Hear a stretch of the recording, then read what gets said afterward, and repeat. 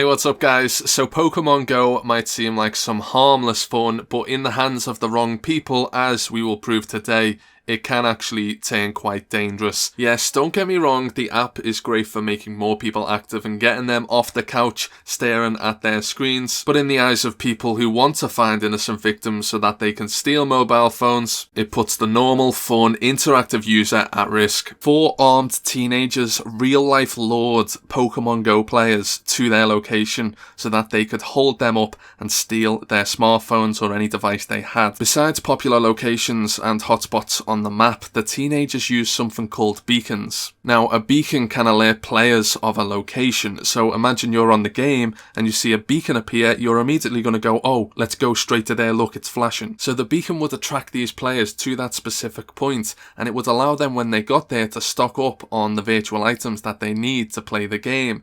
Little did they know they were being basically lured, they were being baited to an area where these armed robbers were, and because this location was a little bit more remote than the usual spots, it would allow these armed robbers to then target them in the middle of a car park. Now, reportedly, there has been 9 separate incidents regarding Pokemon Go and theft. However, this is the most talked about, and it's also deemed the most serious given that the guys were actually armed. And given that this has gone now public and it's in the news and the public eye, it's only going to give people who are involved in gang crime and stuff like that, theft and robbery, it's given them more ideas, and the way that they think, they're going to think, okay, if we go to a place with 10 people and we get 10 phones out of this, we could make a few $1,000s, because, you know, some of the devices these days, you know, can cost up to $1,000. So for people like that who think that way, it's going to be basically a goldmine for them. I wouldn't let this put you off, however, because from the majority of videos I've seen, if not all,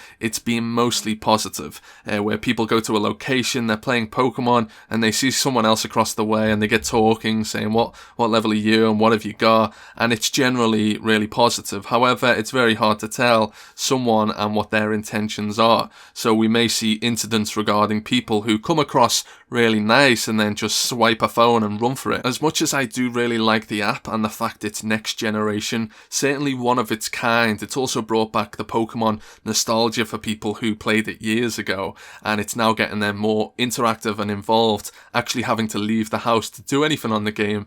As much as I like all of that, it's brought along these safety breaches, and this is what happens when you send a bunch of gamer nerds out into the real world. They're no longer locked in their bedrooms with a closed door, and unless the house goes on fire or there's an explosion, they're perfectly fine, and whatever happens on the game, they're going to be okay as long as that door stays shut. Now that they're leaving their houses into the real world, they're actually running into people and they're going to places they don't usually go. And a lot of the places you have to go on this game are remote locations in the middle of car parks, you know, fields. And for people who are stalkers, even paedophiles who want an easier way to find out where there could be children or there could be kids, then they're going to use stuff like this to their advantage, and it's going to be used in a more dangerous way. And it reminds me very much of a Google app which I discovered years ago. I'm not paid to say this, or I'm not recommending it, but when I discovered it, I realised it had a massive safety breach attached to it.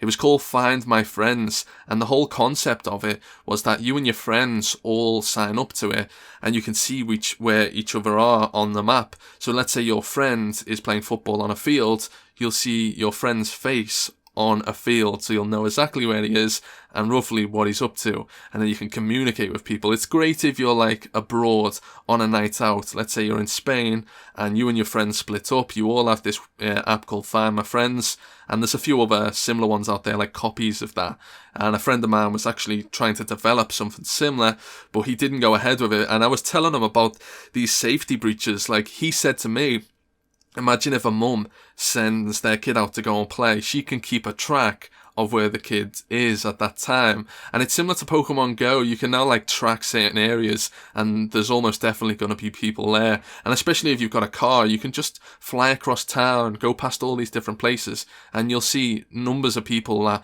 you wouldn't know were there before, all because of this game and how popular it is. But back to the Find My Friends. Imagine if a mum sends a kid out to play.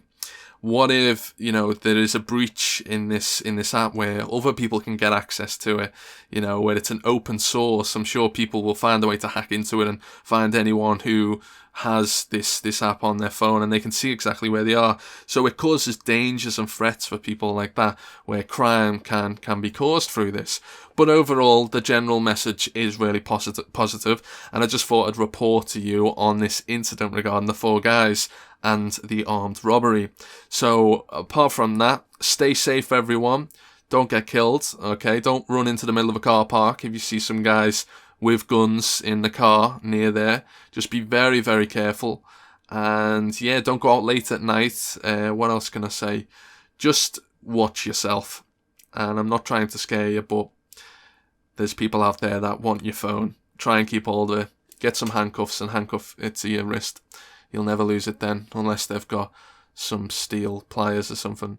Big heavy duty things. Anyways, guys, I'll catch you next time. Goodbye.